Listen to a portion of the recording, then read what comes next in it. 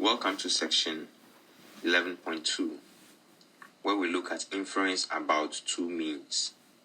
Okay, inference about two population means, and with particular attention on dependent samples. So if you remember from section 11.1, I talked about two types of sampling, or two sampling methods. That is the independent sampling method and dependent sampling method. So in this very section, we are doing inference about two means, but then we are focusing on when we have dependent samples. So by dependent samples, either we are looking at individuals selected, where the individual selected in one sample determines the kind of individuals that are selected in the second sample, or we collect information on one sample of individuals. So taking, for instance, the temperature of the individuals before before a medication is given, and then their temperature after a medication is given. So that is an example of dependent samples.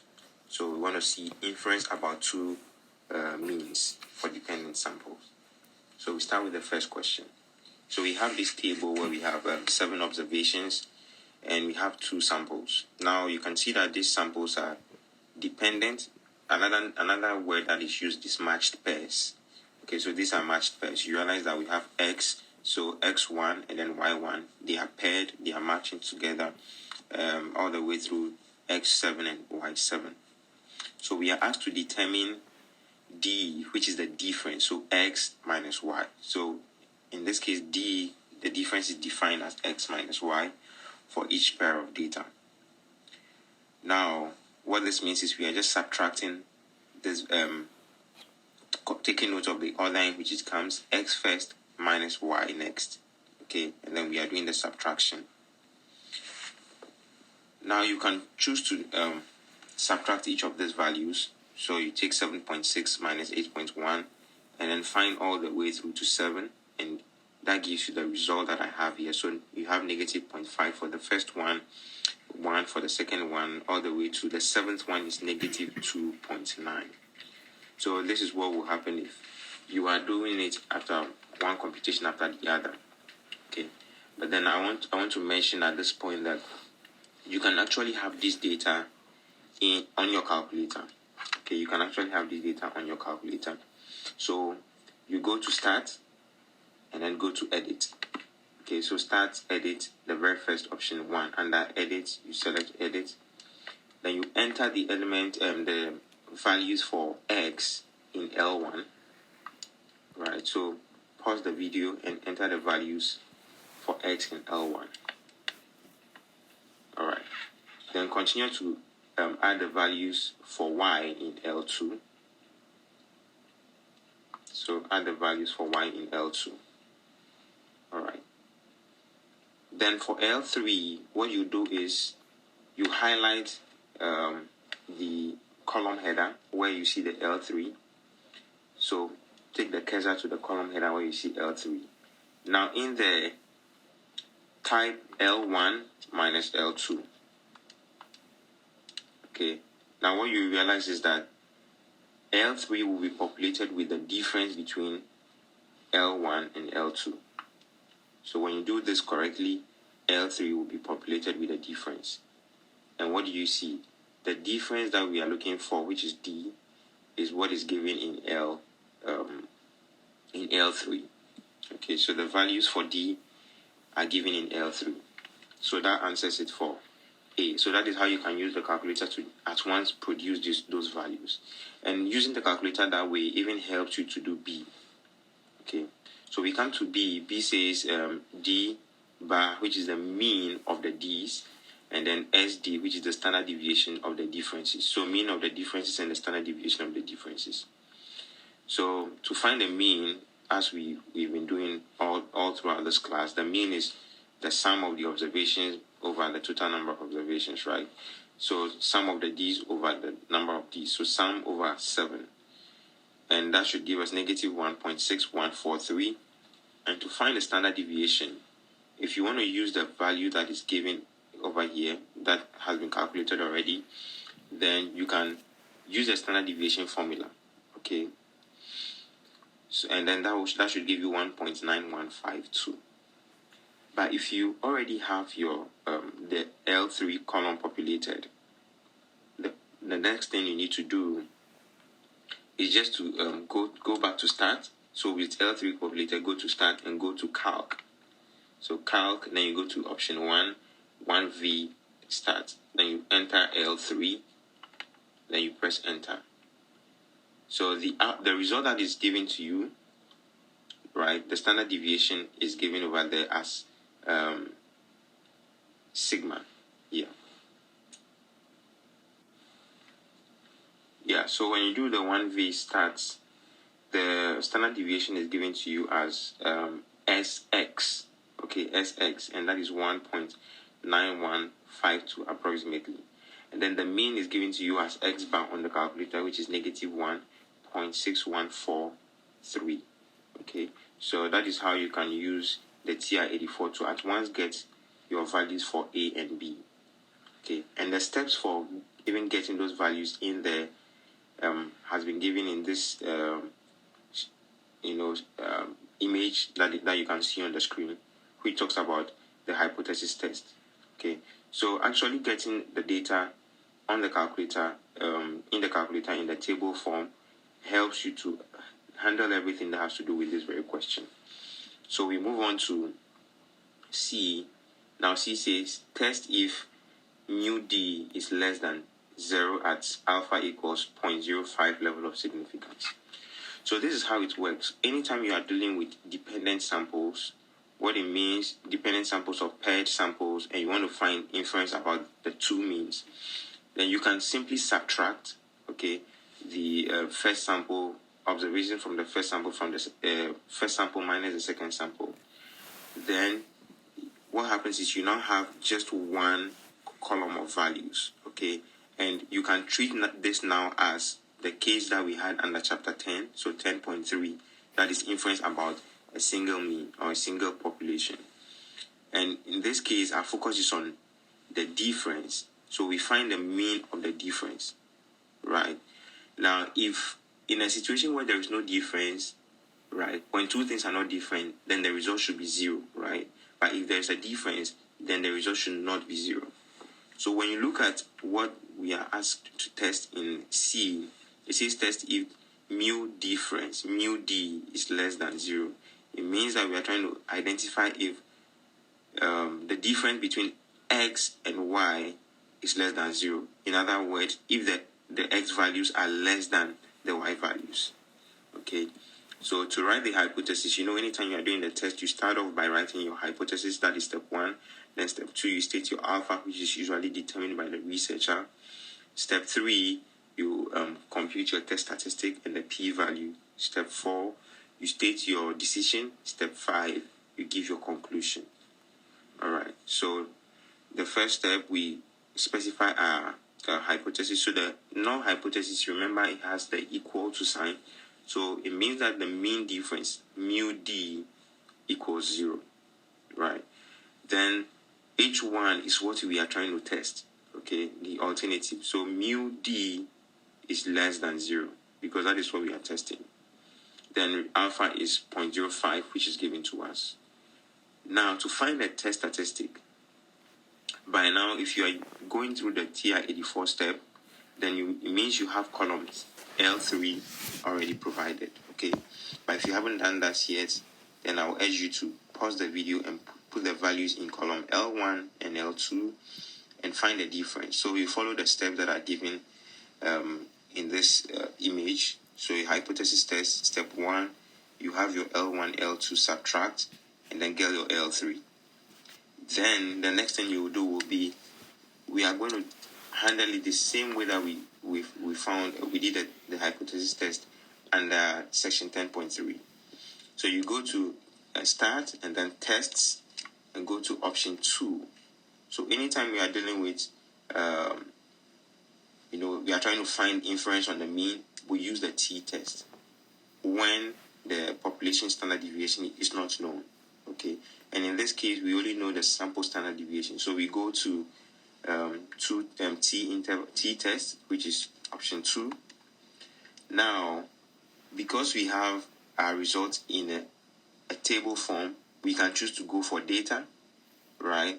And we also have it summarized. So you either go for data or start. But let's make it simple. Go for data because we have our data observations in L3. So go for data and then state what is in the null hypothesis, that is mu naught on the TI-84. So all this step I'm describing is on the TI-84.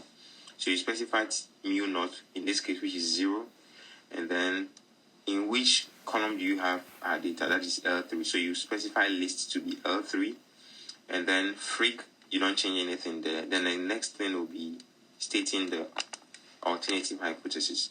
So less than mu naught. Then the next thing is you calculate, and then we have our output.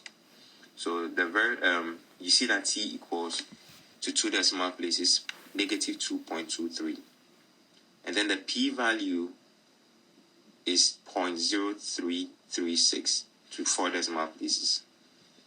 Okay, so these are the two major values we need to find, which covers step 3. Then step 4 will be moving on to our decision. So our decision is reject H0 if the p-value is less than alpha. That is always the decision. If the p-value is less than alpha, reject H0. Then what do we conclude? Since the p-value is less than alpha, there is sufficient evidence to conclude that mu d is less than 0. Okay, in other words, the population mean difference is less than 0 at alpha equals 0.05. Yeah, alpha equals 0.05. So alpha should be 0.05. Okay. All right. Then the D part is asking us to find the confidence interval. So if we can find if we can do hypothesis tests, we should also be able to do confidence interval. So with the confidence interval, we also want to use the calculator steps to do that. Okay. So going by the steps, we go to start, then go to test, and we go to T interval, right? T interval, that is option 8. So T interval. And because we have our values in a table, we select data and then specify L1 and also the confidence interval or the C level, which is giving us 95% or 0.95. So you calculate, and then you realize the values that we have. So the lower bound from the TI-84 result is negative 3.386, and then 0.157 for the upper bound. Okay. And how do we conclude our results, our interval? We say that we are 95% confident that the population mean difference, okay, lies between negative 3.386 and 0.157. We are 95% confident that the population mean difference lies between negative 3.386 and 0.157. All right. So the second question follows in a similar way. We have two observations. We have two samples, which are matched samples. And we have to determine DI, which equals XI minus YI for each pair of data. And then, so at this point, you are repeating whatever we did in 1. So you can pause the video and go through the steps. So describing what you do, you have your X in the table L1, in the column L1, and then you have your Y in the column L2. Then in L3, you highlight the column name L3, okay, and then you enter L1 minus L2 because X minus Y, and X is in L1, Y is in L2, so X minus Y. And the next thing you realize is L3 is populated with the values, and the first value in the L3 column should be negative 0.4, and the last value should be negative 5.3. Okay. All right. So that is for A. So your value should be the same as you can see on the screen. Now, when you go to B, it says find the mean of D and the standard deviation of D. So using the calculator step, because you already have L3 populated, you go to start and then go to calc. Then for calc, you go to one var start. So one variable start. And you specify L3 because we have the values in L3. And then our results are given. You realize the mean is x bar on the calculator, which is negative 1.075. And the standard deviation is given as S sub x, and that is 3.8332. Alright. And then we move on to C. So C says test if mu d is not equal to 0 at alpha equals 0.01 level of significance. So now what do we see? We realize that the null hypothesis will still be equal to 0. So mu d equals 0. But then the alternative now will be mu d is not equal to 0, because we are trying to test if mu d is not equal to 0. Then alpha is 0.01, which we are already given. And then to find the test statistic, we are going back to start. So on the TR-84, you go to start, then go to tests. Then under test, you go to t-test. Now t-test, because we have the data in a table, you select data. Because we have raw data, you select data. And then over there, mu naught should be 0. The list is L3, because that is where you have that. And then freak, you leave that as 1, and mu. And then the next thing will be specifying your alternative hypothesis. Okay, so this should be not equal to mu naught, not equal to mu naught. And then you highlight enter, highlight calculate and press enter. And then our output will be the t value or the test statistic is negative 0.7932, and the p value is 0.4537. So that is for step 3. Then step 4, the decision is since p value is greater than alpha, do not reject h naught.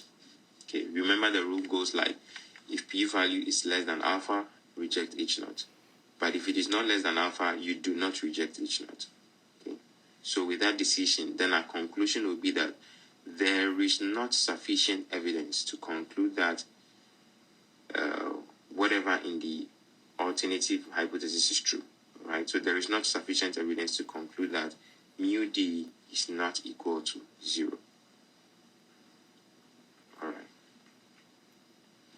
Then for D, it says compute a 99% confidence interval about the population mean difference, mu d.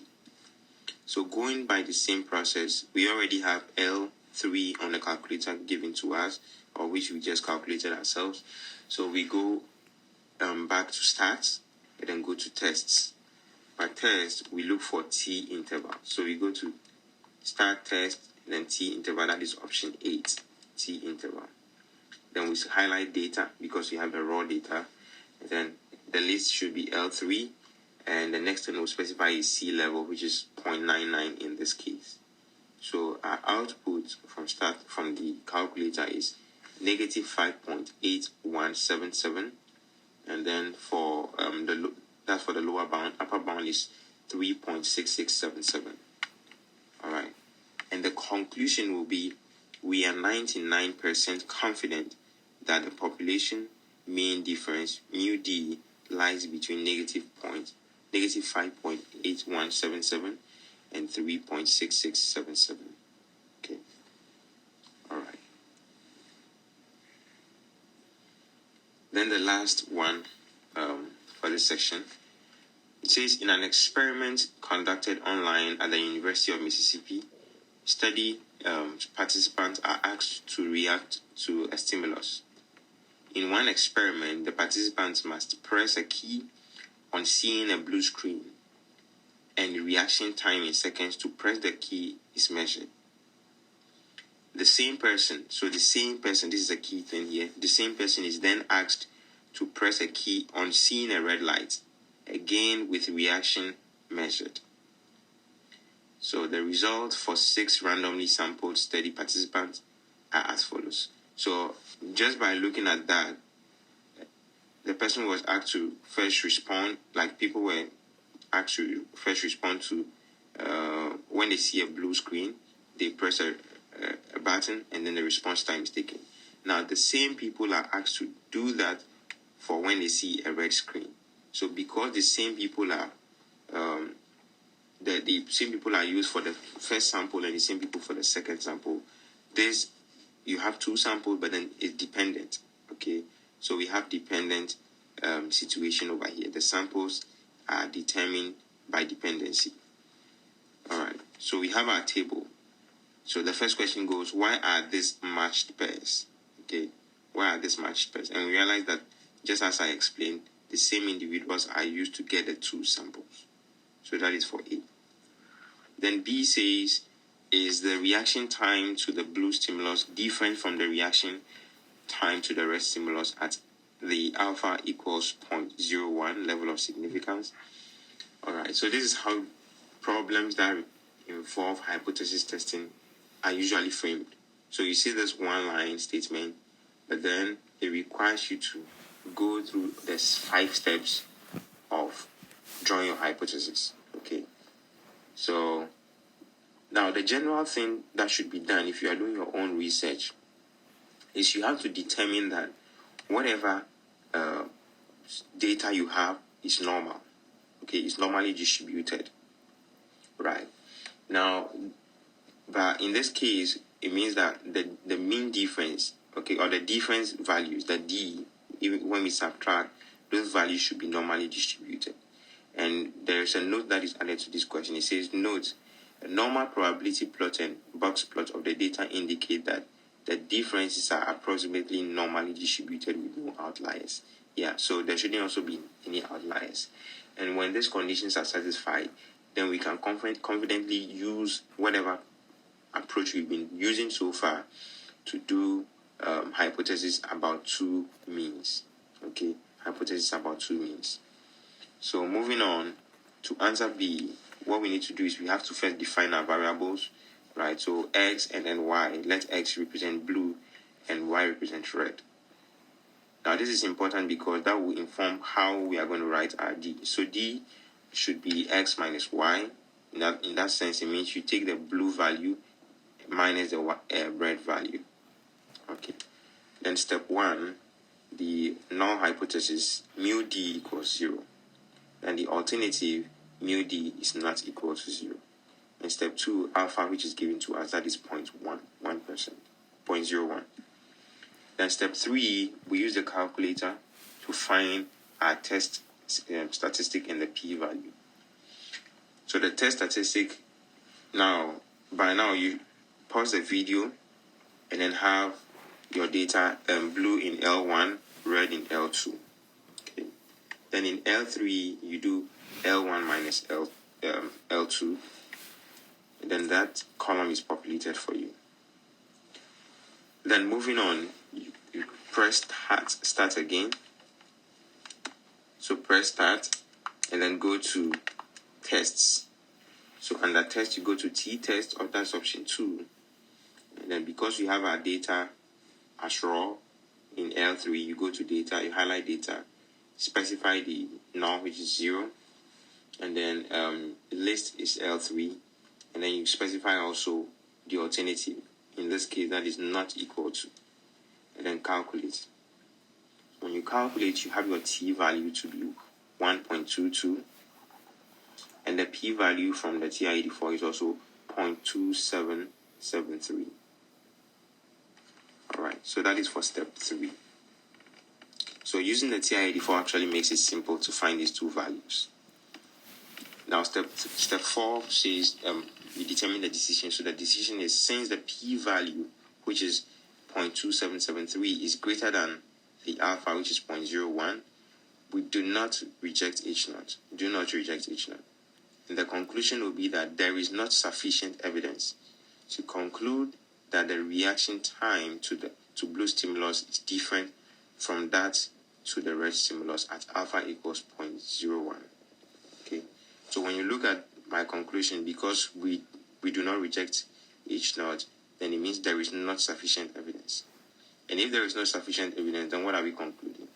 We are concluding that the reaction time, so there is no sufficient evidence to conclude that the reaction time to blue stimulus, there is no sufficient evidence to conclude that the reaction time to blue stimulus is different from that to the red stimulus. So in other words, there is no sufficient evidence to conclude H1.